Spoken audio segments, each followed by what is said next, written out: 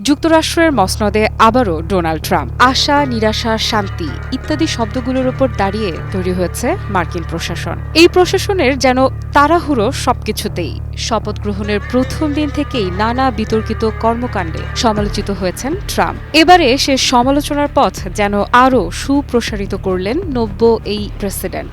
সরকারি ব্যয় কমাতে কর্মী ছাঁটাইয়ের সিদ্ধান্ত নিয়েছে ট্রাম্প প্রশাসন। তার জেরে ২০ জানুয়ারি থেকে এ পর্যন্ত ২৬ দিনে দেশটিতে চাকরিচ্যুত হয়েছেন ৯,৫০০ শতাধিক সরকারি কর্মকর্তা ও কর্মী। এমনটাই খবর বার্তা সংস্থা রয়টার্সের। যুক্তরাষ্ট্রের প্রেসিডেন্ট নির্বাচনের সময় বিশ্বের শীর্ষ ধনী ইলন মাস্কের সঙ্গে ঘনিষ্ঠতা হয় দেশটির বর্তমান প্রেসিডেন্ট ডোনাল্ড ট্রাম্পের। গত ২০ জানুয়ারি শপথ গ্রহণের পর সরকারি ব্যয় সংকোচন ও কর্মীদের দক্ষতা বৃদ্ধি নামে নতুন একটি দপ্তর খোলার নির্দেশ জারি করেন ট্রাম্প। সেই দপ্তরের প্রধান করা হয় ইলন মাস্ককে। তবে যুক্তরাষ্ট্রের পার্লামেন্ট কংগ্রেস স্বীকৃতি না দেওয়ায় এখনও মন্ত্রণালয়ের মর্যাদা পায়নি সেই দপ্তর। মাস্ককেও তাই মন্ত্রীর পরিবর্তে উপদেষ্টা পদবিতেই সন্তুষ্ট থাকতে হচ্ছে। ট্রাম্পের শপথ গ্রহণের দিন থেকেই সরকারি কর্মকর্তা কর্মীদের ছাঁটাই করা শুরু হয়, যা বর্তমানে প্রায় ১০,০০০-এ ঠেকেছে।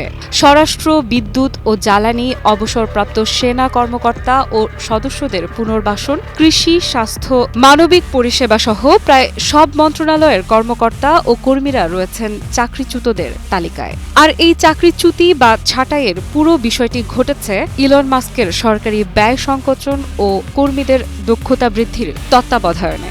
জানিয়ে দেশটিতে তৈরি হয়েছে তীব্র অসন্তোষ।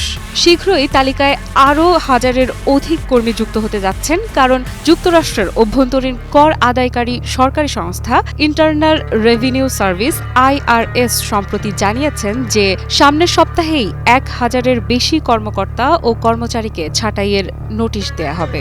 IRS যুক্তরাষ্ট্রের অন্যতম বড় সরকারি দপ্তর। ছাঁটাইয়ের পাশাপাশি বাই আউট কর্মসূচি বা গোল্ডেন হ্যান্ডশেক এর মুখে পড়েছেন ৭০,০০০-এরও বেশি কর্মকর্তা ও কর্মী। সরকারি তথ্য অনুসারে গত ২০ জানুয়ারি থেকে এ পর্যন্ত বাই আউট কর্মসূচির আওতায় স্বেচ্ছায় চাকরি ছাড়তে বাধ্য হয়েছেন প্রায় ৭৫,০০০ কর্মকর্তা ও কর্মী।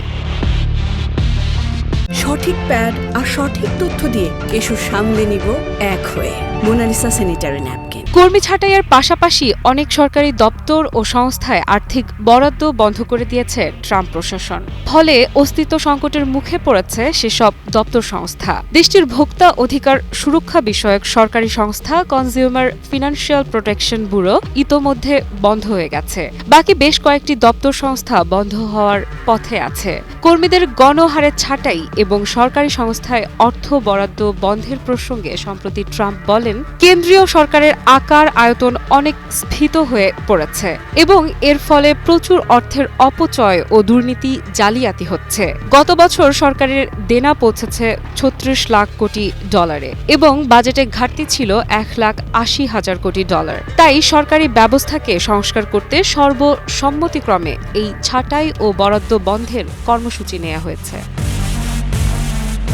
তবে যুক্তরাষ্ট্রের পার্লামেন্ট কংগ্রেসের একাধিক সূত্রের বরাতে জানা গেছে, ট্রাম্পের এই সংস্কার কর্মসূচিতে তার দল রিপাবলিকান দলের আইন প্রণেতাদের সমর্থন থাকলেও বিরোধী দল ডেমোক্রেটিক পার্টির কোনো সমর্থন নেই। এদিকে হঠাৎ করেই চাকরিচ্যুতির শিকার সরকারি কর্মীরা কিছুতেই এই গণছাঁটাই কর্মসূচি মেনে নিতে পারছেন না।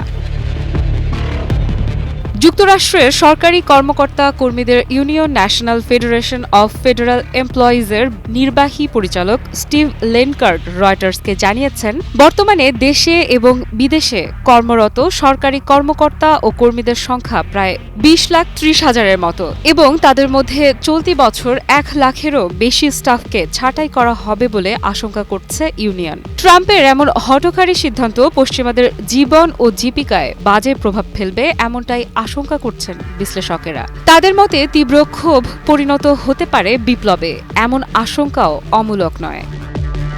আফ্রিদা ইফরাত, নিউজ 24।